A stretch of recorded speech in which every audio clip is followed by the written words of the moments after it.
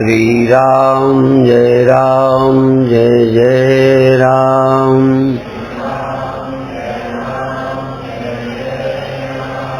श्री राम जय जय राम।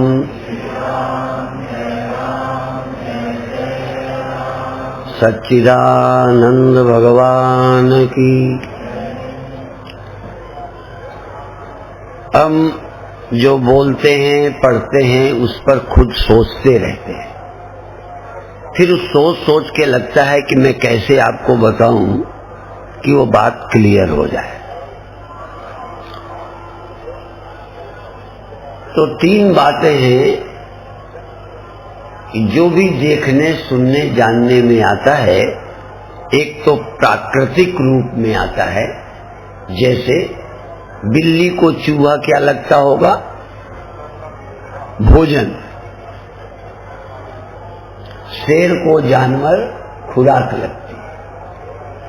पुरुष स्त्री को, स्त्री पुरुष को भोग्य लगता है। नेचुरल प्राकृतिक अनुभव यही है। यदि ये नहीं होता तो किसी को समझाने की जरूरत नहीं थी। स्वाभाविक भूख में भोजन प्रिय लगता है, ये प्राकृतिक बात है। स्वादिष्ट भोजन अच्छा लगता है, चाहे वो मांस हो चाहे सब्जी हो, ये नेचुरल बात कहता हूं। यदि आपको मांस के प्रति नफरत है तो वो संस्कार है। यदि स्त्री से वैराग्य है तो ये विवेक और धर्म दृष्टि है। यदि आप चोरी से बचते हो तो या तो डर के बचते हो, या भविष्य के नरक स्वर्ग आदि के लिए डरते हो।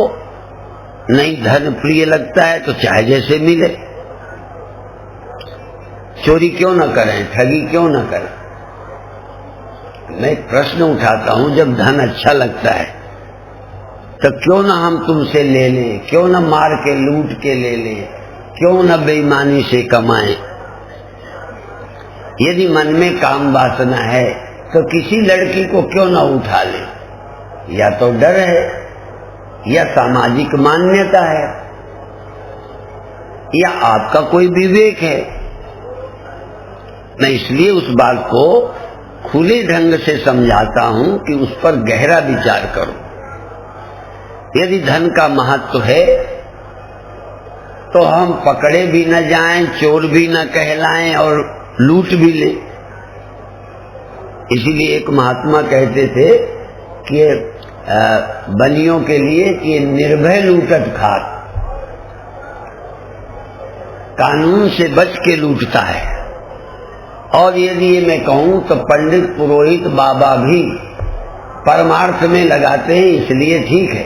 लेकिन कमाने में उद्देश्य को देखें तो इनकी कमाई अच्छे काम में लग जाती है, नहीं तो लूटने में अपन भी कसर नहीं रखते।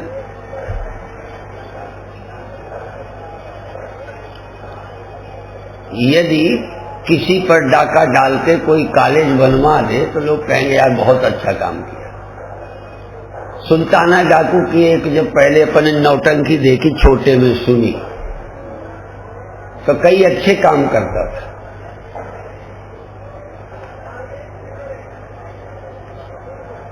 एक जगह मिट्टी का टीला है, एक जगह गड्ढा है, तो वहां का खोद के गड्ढे में डाल दो, बराबर हो गए।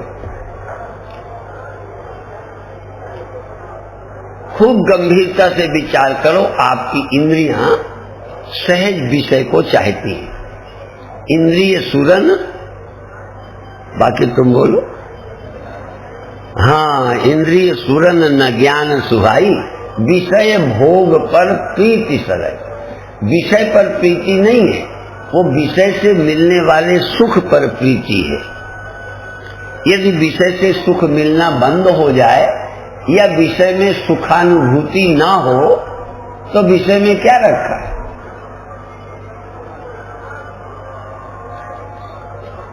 अब दूसरी बात बताते हैं। फोटो में, प्रतिमा में यदि आपको प्रीति और सुख मिलता है तो ये बड़ा पवित्र सुख है। यद्यपि प्रतिमा भी इंद्रिय का विषय है, पर ये भगवान है, ये इंद्रियों का विषय बोलो, नहीं है। प्रतिमा आंखों से दिखती है, पर ये भगवान है, ये आपके विश्वास और संस्कार से दिखती है। इसी तरह मेल और फीमेल इंद्रियों से लगता है, पर ये मेरी बहन है, ये मेरी माँ है, ये संस्कार से दिखती है, केवल आंखों से नहीं दिखती। यद्यपि आंखें हैं, पर मन प्रधान है, संस्कार प्रधान है।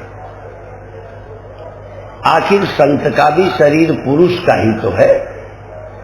स्त्री शिष्याएं बनती हैं, पर उनको हम संत भगवान दिखते हैं। इसलिए नहीं कि अभी वो हमको भगवान जानते हैं, अनुभव किया कृष्ण भगवान है, ये 90% लोग तत्व से नहीं जानते। देखो, 90% लोग कृष्ण को भगवान नहीं जानते, पर भगवान मानते।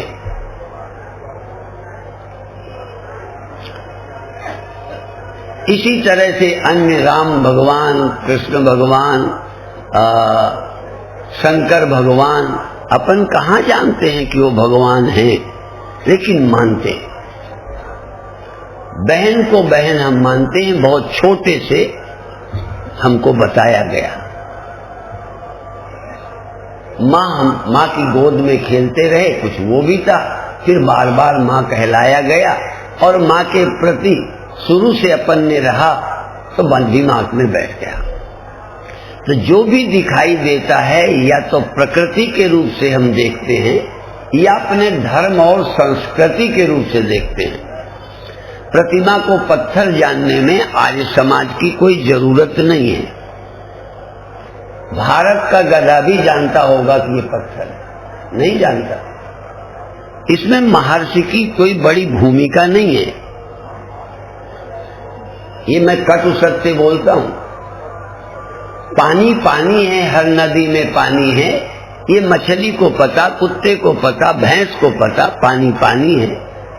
किसी गधा घोड़े भैंस को गंगा जल नहीं लगता, पानी लगता है। इसी तरह से प्रतिमा पत्थर है, पर भगवान किसी भक्त को जो शास्त्र संस्कारों से युक्त है उसको लगता है, और वो संस्कार शिथिल हो जाएगा तो तुम्हें पत्थर लगने लग जाएगा। असली भगवान तो तुम खोज पाओ ना पाओ, पर जिसको मान के थोड़ा मन और छाती ठंडी करते थे, पवित्र करते थे, वो भी खत्म हो जाएगा। तो ध्यान में पहले तुमको ऑब्जेक्ट कोई लाना ही पड़ेगा, विषय, पर उस विषय को ध्यान में लाओ जो तुम्हें भगवान लगता हो। अभी न दिखने वाला भगवान तुम्हारे काम का नहीं है। 90% लोगों को अभी दिखने वाला भगवान चाहिए।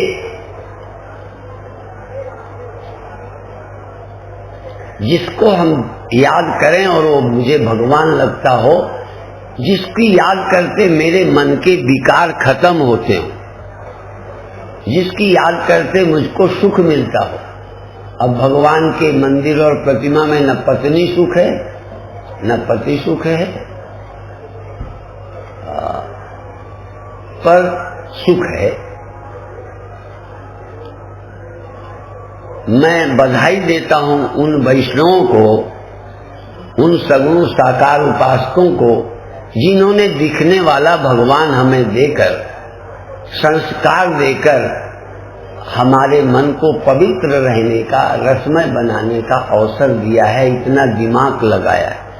महर्षि दयानंद ने पत्थर सिद्ध करने में दिमाग लगाया,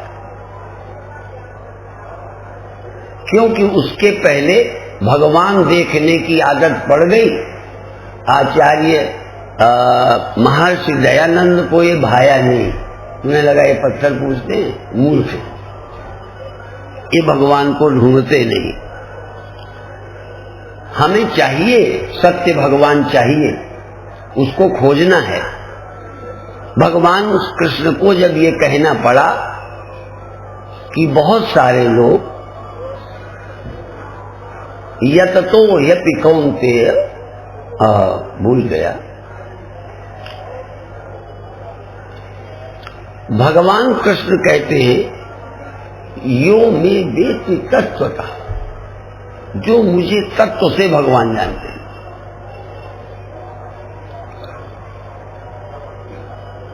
जैसे कोई मिट्टी को ना पहचानता हो, अपन पहचानते हैं इसलिए बात बनती नहीं।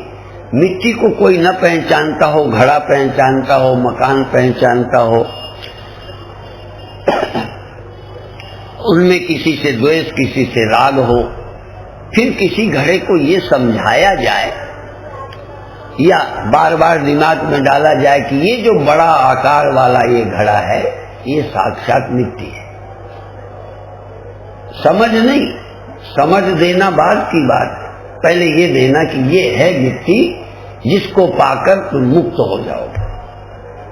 उस घड़े में मिट्टी बुद्धि कर ली, ज्ञान से नहीं की। कृष्ण भगवान है, क्यों भगवान है आप जानते हैं क्या? राम भगवान क्यों है? तत्व से लोग नहीं जानते भगवत बुद्धि की। जैसे तर्क के आधार पर का, खा, गा आप नहीं जानते। तर्क की कसौटी में का, खा, गा गप है। ए बी सी डी गप है। आलिफ बे पे ते चीन जीन चे हे खे गप है। ये आकार जो हमने अक्षरों के दिए हैं ये झूठ है। उसमें तो स्याही है, रंग है, बस। पर हमको वही अक्षर लगता है, आपको तो नहीं लगता। यहाँ कुछ पीछे लिखा है ना, लिखा है ना, क्या लिखा है? स्वर्ण जयंती समारोह। आपको दिखता है? अनपढ़े को लाओ, उसकी आंखें हैं। अनपढ़े आदमी को लाओ, उसकी आंखें हैं, दिमाग भी है, मन भी है, पर वो बताए क्या लिखा है। तो ये किसको दिख रहे हैं अक्षर? जो तोते हैं, तोते जिनको रटाए गए हैं अक्षर, दिमाग में डाल दिए गए हैं, वो ये पढ़ रहे हैं और कहते हैं हम पढ़े। पढ़े अड़े तो तुम हो ही नहीं, मूर्ख हो। तुम्हारे दिमाग में डाला, तुम्हें अक्षर दिख रहे हैं। इसी तरह हमारे दिमाग में डाला, हमें भगवान दिखते हैं। पर बहुत अच्छी बात है, औरत तो दिखती थी, आदमी दिखते थे, पैसा दिखता था, धनी दिखते थे, बड़े दिखते थे, और उनको देखकर छाती जलाते थे, या काम पीड़ित होते थे, या द्वेष पीड़ित होते थे, नफरत से भर जाते थे। शिव जी तक को काम आया, काम ने बड़ों बड़ों को नचाया। मुझे लगता है जो धरती में आया होगा, काम कभी ना आया हो, शायद ही कोई हो तो हो, मुझे तो नहीं लगता। जब शिव जी को आया, जब शिव को काम आया तो उन्होंने भी सुमिरन किया। उन्होंने तत्व से किया, तुम तत्व से नहीं, ऐसे ही कर लो। जब तुम्हें किसी को देख के काम आए तो माँ का स्मरण करो, पिता का करो, भगवान का करो। अभी बिना जाने भगवान को स्वीकार किए भगवान का स्मरण करो। स्वीकार किए भगवान, दो भगवान हैं, एक स्वीकार किए, एक जाने हुए। स्वीकार किया हुआ भगवान प्रकृति पर विजय का मार्ग है।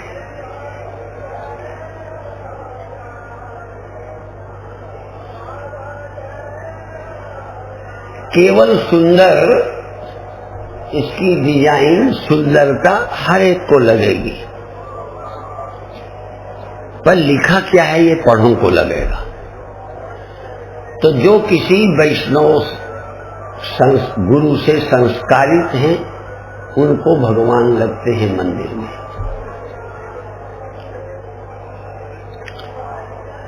कई लोग भगवान ये नहीं है ये सिद्ध करने में लगे, उसमें आर्य समाज भी है।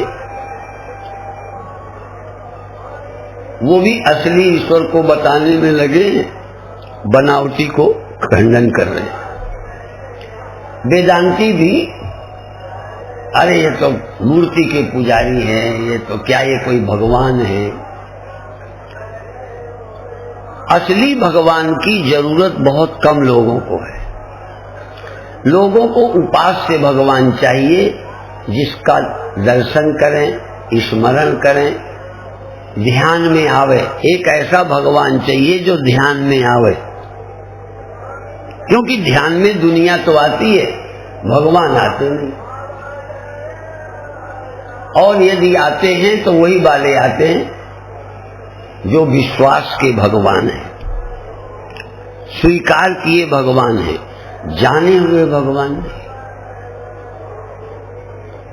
इसीलिए फिर याद दिलाऊं, भगवान कहते हैं मनुष्याणाम सहस्रेषु, सहस्रों मनुष्यों में कोई उसको जानने की इच्छा करता है। मनुष्याणाम सहस्रेषु कश्चित् यतति, सिद्ध है, उस सत्य को अनुभव करने में रुचि रखता है। यत्न करने पर भी बहुत लोगों को समझ नहीं आता।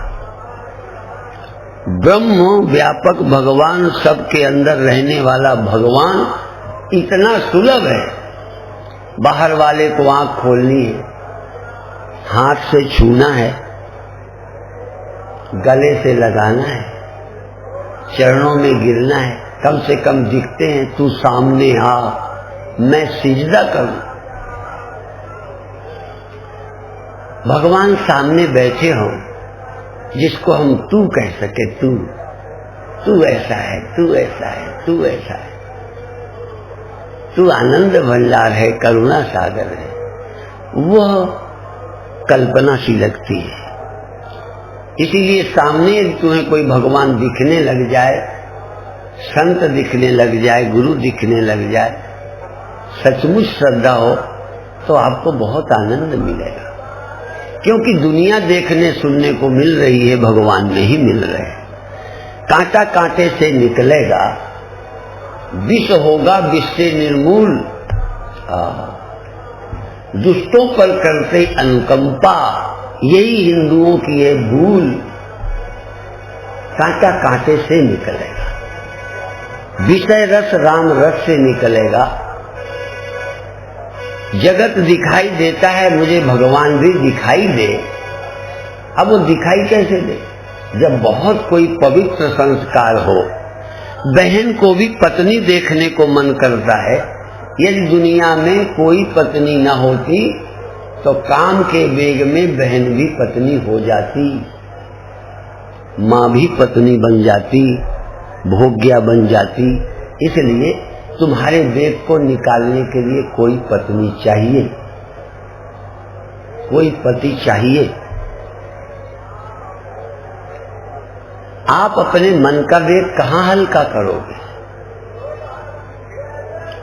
पर अपने मन के वेग को ठीक करने का, और उतना ही सुख जितना स्त्री में मिलता है, पति में मिलता है, उतना सुख कहीं राम में मिले। कामी ही नारी प्यारी जिमी, लोभी प्रिय जिमी दाम, तिनि रघुनाथ निरंतर प्रिय लागो मोहि राम। नास्तिक लोगों को भगवान दिखता नहीं, बहुत तार्किकों को भी भगवान दिखता नहीं। जैसे नास्तिकों को अमेरिका में बहन दिखनी, बेटियां दिखनी बंद हो गई। काम तो है, बहन हो न हो काम है। धन का लोभ है, धर्म नहीं होगा तो भी पैसा चाहिए, फिर नाजायज तरीके अपनाओगे। संस्कार नहीं होगा तो बहन और माँ पिता दिखने बंद हो जाएंगे। इसलिए संस्कार की बड़ी जरूरत है, बड़ी जरूरत है संस्कार की। अच्छे संस्कार चाहिए, और जब तक वो संस्कारों में सत्यता नहीं लगेगी, हित नहीं लगेगा, तुम नहीं स्वीकारोगे, उससे फायदा लगना चाहिए।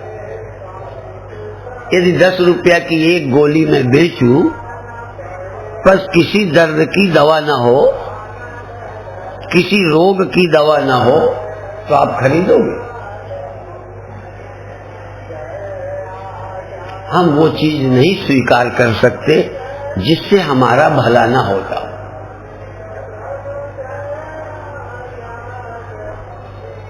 और जो भला उन्हीं को दिखता है भक्ति में, संबंधों में, जो अपने मन को थोड़ा अच्छा बनाना चाहते हैं।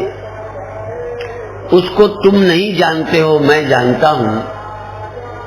जब कभी किसी मंदिर में सिर झुकाया और बहुत अच्छा लगा, तो बहुत ही अच्छा तो स्त्री में लगता था, बहुत अच्छा ही तो धन लगता था, बहुत अच्छा लगने के लिए ही तो सब अपराध करते हो। यदि मंदिर में सर झुकाने से अच्छा लगे, मेरा मन गदगद हो जाए, तो इससे अच्छा सस्ता और रास्ता क्या हो सकता है?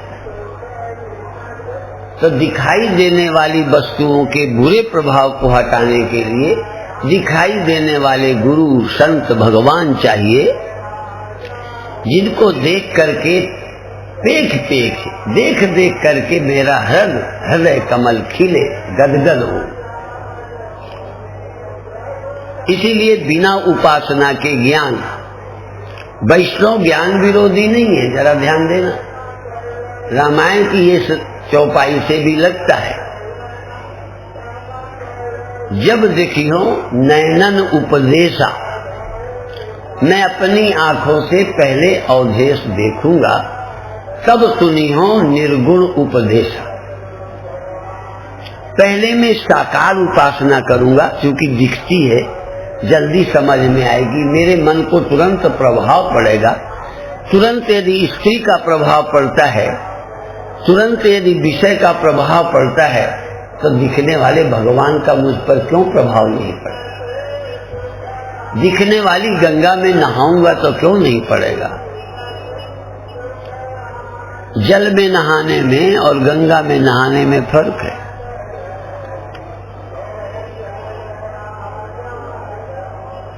आप देखो, वैसे वैज्ञानिक दृष्टि से जल है, जल में ही स्नान किया जाता है, जल ही पिया जाता है, पर मरते समय गंगा जल पीते।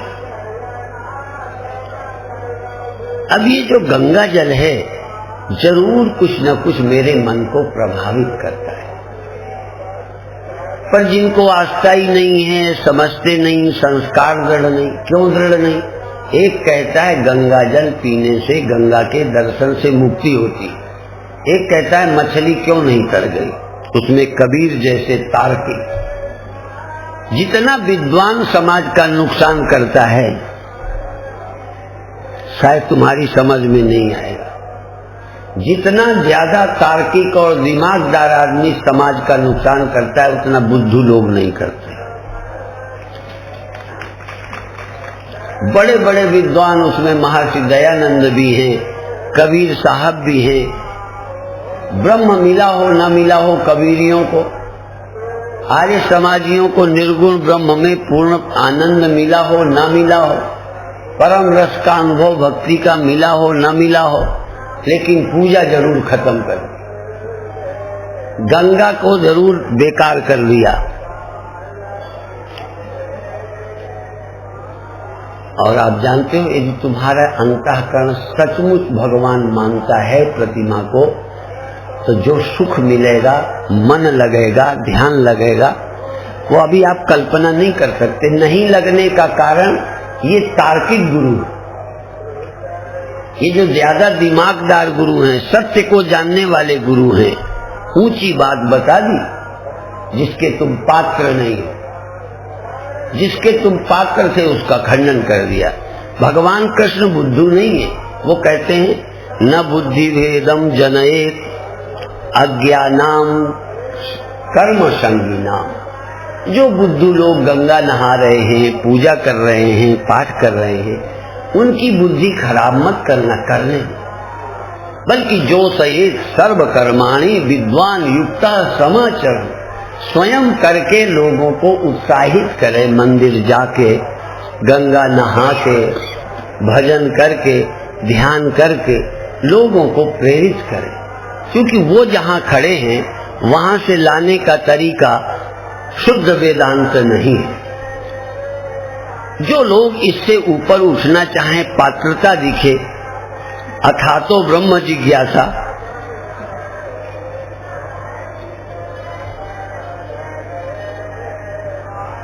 सब कर्म करके जो देख चुका है लाभ नहीं हो रहा, अभी उसको और ऊंचाइयां छूनी है, उसको वेदांत है।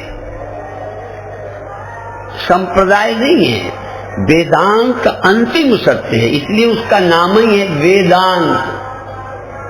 वेदस्य अंतः, ज्ञान का आखिर, उसके आगे कोई ज्ञान नहीं। सा काष्ठा सा परागति।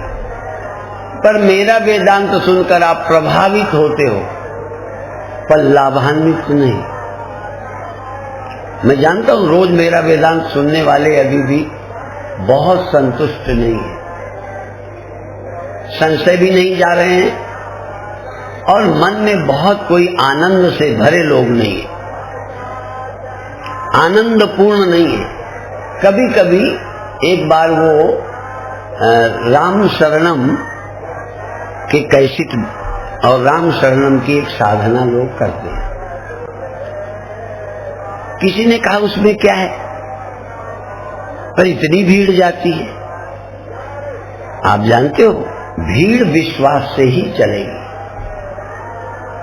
भीड़ को विश्वास चाहिए। आप सबको ज्ञान नहीं दे सकते और दोगे तो उनका नुकसान करोगे, क्योंकि उसे पाएगा नहीं और यहां का रहेगा नहीं। आकाश से गिरे खजूर में लटके, और कभी तो ये खुदा ही मिला, न विशाले सनम, न इधर के रहे न उधर के रहे। क्या आपको ब्रह्मनिष्ठा हो रही है? ब्रह्मनिष्ठा का मतलब है एकमेवा द्वितीयम ब्रह्म, एक अद्वितीय अद्वैत ब्रह्म के और कुछ सच्चा है ही। सर्वम मृण्मयम विज्ञातम स्यात् वाचा रमणम विकारो मृत्युकेत्येव सत्यम। एक सत्य का विचार यदि तुम्हारी बुद्धि में आ जाए, आत्मा ही वेदम सर्वम, एक आत्मा के अतिरिक्त अन्य कोई वस्तु नहीं, तो फिर आपकी छाती क्रोध रहित, काम रहित, लोभ रहित क्यों नहीं होगी? हर विकार को समाप्त करने का उपाय है वेदांत, ब्रह्म ज्ञान। लेकिन निर्विकार होना चाहो तो दवा खाओगे। हम कहें भी कि ये बहन है, तुम कहोगे मेरा दिल बहन मानने को नहीं करता।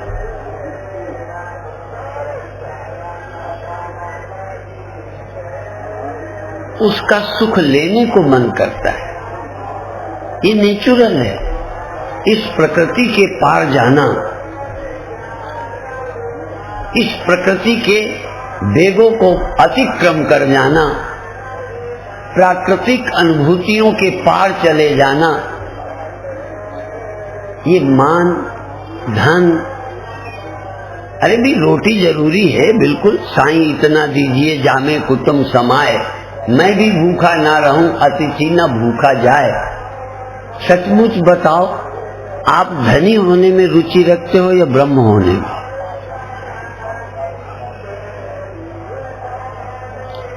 आप ब्रह्म होने में रुचि रखते हो या मंडलेश्वर होने में? आप प्रश्न करेंगे आप काहे बने? मुझे तो रुचि नहीं है। मैं इन बातों को या तो व्यवस्था का हिस्सा मानता हूं या पागलपन, बुरा नहीं माने। कोई को कुछ बनाया जाता है, एक काम व्यवस्था सौंपी जाती है, उससे व्यक्ति को क्या लाभ है? और कोई यदि बन गया है मंडलेश्वर तो मैं समझूंगा पागल ही हो गया है और कुछ नहीं। क्या बन जाओगे? क्या मतलब है उसका? हम किसी प्रतिमा को जब मंदिर या भगवान बनाते हैं तो प्रतिमा भगवान नहीं होती, प्रतिमा तो प्रतिमा ही रहती है, पर तुम्हारे हृदय में जो भगवान का विश्वास होता है वो तुम्हारे लिए कल्याणकारी है। भगवान का क्या बिगड़ना, क्या सुधर जाना है। यदि कोई मंडलेश्वर तुमको दिखता है, ज्ञानी दिखता है, महान दिखता है, तो उससे श्रद्धा करके तुमको कुछ प्राप्त होने वाला है, मंडलेश्वर को कुछ प्राप्त होने वाला नहीं है। पर अभी उल्टा है, मंडलेश्वरों को भी कुछ प्राप्त होता है। अभी नेताओं को भी कुर्सी में जाने का रस है। जिस दिन कुर्सी का रस न रह जाए, फिर उसको काम सौंपा जाए कि देश सेवा में लगो। अभी हमें धनी होने में रस है, इसलिए सुबह से शाम तक धनी होने में लगे। मैं उन संतों को भी व्यंग करूंगा कि यदि मेरे प्रवचन का समय हो और वही भिक्षा का हो, तो कितने मेरे प्रवचन में रहते हैं और शाम को कितने होते हैं। और पहले से सूचना कर दूं कि आज 500 रुपया मिलेगा, तो तुम्हें बैठने की जगह नहीं मिलेगी। ये सारी सभा फिर संतों की होती। आखिर रस तुम्हें किसमें मिलता है?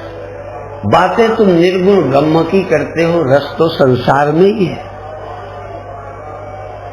कभी कभी तरस आता है कि घर बार छोड़कर हम कहां फंस गए। वही बात आकाश से गिरे, खजूर पर लटक गए।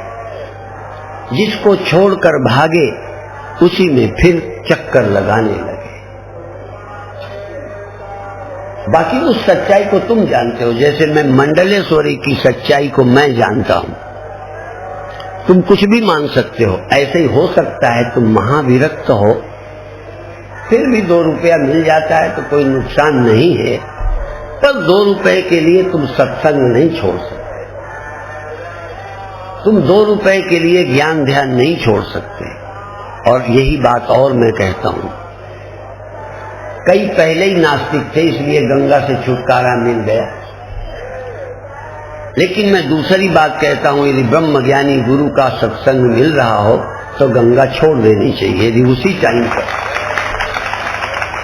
टाइम पर गंगा स्नान का टाइम है और वही मेरे ब्रह्म ज्ञान के बातें सुनने का है, तो मैं गंगा छोड़ दूंगा। नींद मैंने गंगा के लिए छोड़ी। 1 बजे नहाने गया, 2 बजे नहाने गया, 3 बजे नहाने गया, 4 बजे यहाँ पहले उठा, फिर नहाने गया तो मैं ले गया। लेकिन ध्यान का समय, सत्संग का समय छोड़ने का काम नहीं। मैं शंकर जयंती, आचार्य शंकर आद्य जगत गुरु की जयंती में कल गया, लेकिन प्रवचन के लिए जल्दी जल्दी भाग के आया। मैं ज्ञान का महत्व दिल से स्वीकारता हूं, पर पाखंड विरोधी हूं। तुम सिर्फ चिल्लाओ, अनुभव न करो, विचार न करो। क्या मैं ब्रह्म हूं ये अनुभव की चीज नहीं है? अनुभव नहीं करना चाहिए। मैं आदमी हूं, अनुभव करता हूं। मैं धनी हूं, अनुभव करता हूं। मंडलेश्वर बन गया हूं, ये अनुभव करता हूं, पर मैं ब्रह्म हूं ये अनुभव नहीं करना चाहिए। और ब्रह्म का क्या मतलब होता है? मैं धनी हूं तो ये निर्धन है, मैं पुरुष हूं तो ये स्त्री है, मैं बड़ा हूं तो ये छोटा है। लेकिन मैं ब्रह्म हूं तो कोई मुझसे फिर बड़ा नहीं, कोई मुझसे छोटा नहीं, और कोई और है ही नहीं। ब्रह्म होने का मतलब ये नहीं है कि मैं भगवान हूं तू गधा है। तुम मनुष्य हो तो वो गधा हो सकता है, तुम विद्वान हो वो मूर्ख हो सकता है, तुम बीमार हो ये स्वस्थ हो सकता है, तुम सुंदर हो या सुंदर हो सकता है और होता है। लेकिन तुम ब्रह्म हो और तुम्हारे अलावा कोई और हो ये नहीं हो सकता। ब्रह्म ज्ञान का मतलब है ये तुम्हारे सिवा कुछ नहीं है, और तुम्हारे सिवा कुछ नहीं है। 1 सेकंड भी जिसने नहीं सोचा और छाती ठोक के ब्रह्म ज्ञानी कहे अपने, इससे ज्यादा झूठ क्या हो सकता है?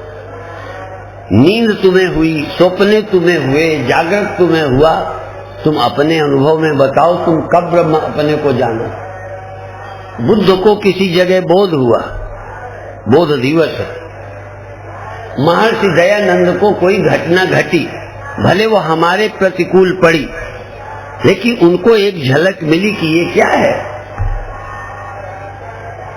वो किसी मार्ग पर लगे, किसी को ध्यान लगा, चमत्कार। मुझे लुधियाना में सबसे पहले ध्यान लगा।